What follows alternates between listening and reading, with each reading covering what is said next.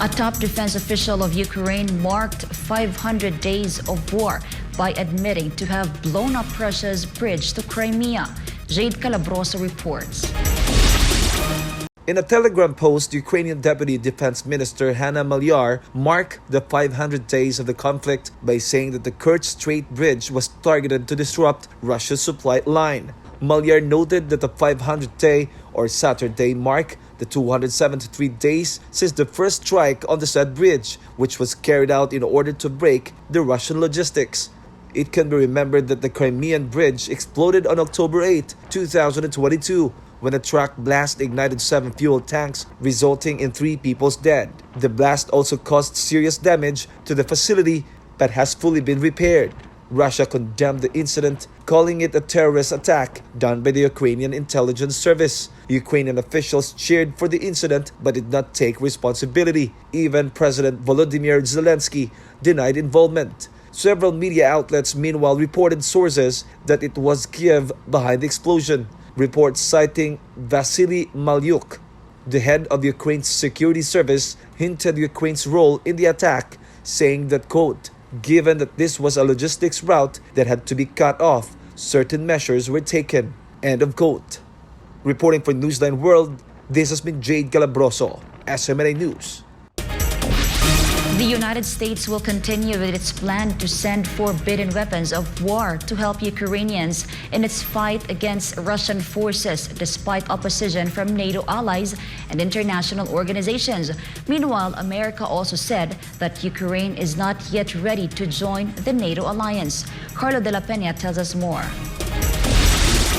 The White House on Friday announced that the U.S. will supply Ukraine with cluster-style artillery rounds with the aim of exerting pressure on Russia to de-escalate the conflict and to help Ukraine with weapons. The move to provide these forbidden weapons of war is part of America's new military aid package worth $800 million for Ukraine, which includes the provision of cluster munitions.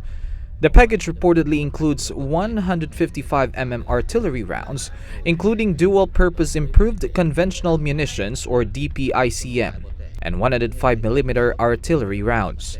But what are cluster munitions, and why is it considered a forbidden weapon of war? Cluster munitions are banned in more than 100 countries, including some NATO members, under the UN Convention on Cluster Munitions signed in 2008 and took effect in 2010. The agreement prohibits the use, stockpiling, or transfer of such weapons, as it releases many bomblets over a vast area once they detonate. These unexploded elements thus pose severe risks to civilians that will span for years. The munitions have also caused controversies over their failure or dud rate, and unexploded mini-bombs can linger on the ground for years, even decades, and then detonate indiscriminately. Countries like Russia and Ukraine have not joined the UN treaty. US has also not joined the ban but has prohibited exports of such ammo with a dud rate or bomblet failure rates of more than 1%. It can be noted that the US president can override such prohibitions in cases that are deemed in the interests of the national security of US. And according to the U.S. Department of Defense report, the U.S. Army has about 638.3 million cluster submunitions, while the U.S. Marine Corps has about 53.3 million. America's move to provide cluster munitions to Kiev is in contrast to what the White House said early on in the conflict when asked about Russia's use of cluster munitions.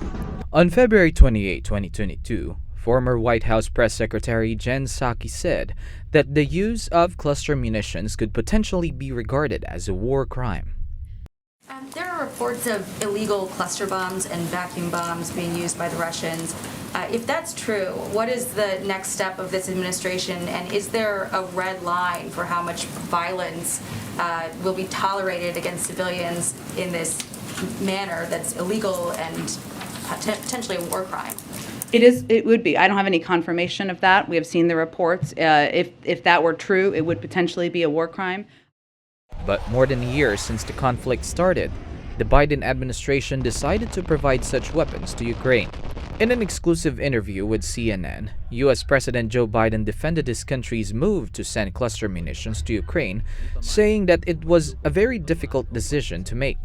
Biden added the U.S. had first consulted with its allies, stressing that Ukraine is running out of ammunition, which is why the United States is sending them, and that it had taken him a while to be convinced to do it. But he had done it because they are running out of ammunition.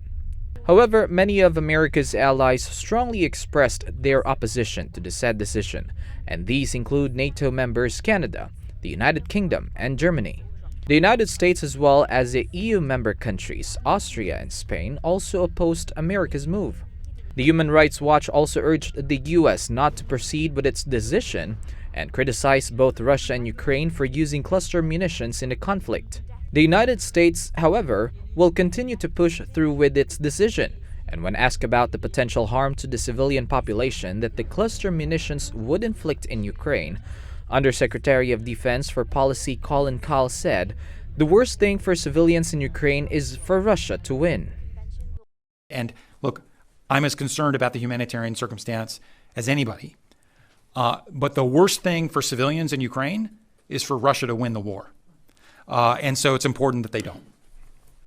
According to the official, Ukraine made a written promise not to use the munitions in civilian-populated areas. Russia has condemned America's decision and called it as an act of desperation, but it believes that it will not affect its ongoing military operations in Ukraine. Meanwhile, U.S. President Joe Biden said that Ukraine is not ready to join NATO, the intergovernmental military alliance of countries from Europe and North America. It can be remembered that NATO Secretary Jens Stoltenberg has said that Ukraine could only join the alliance if it wins the war against Russia. Reporting, this has been Carlo de la Peña, SMNI News.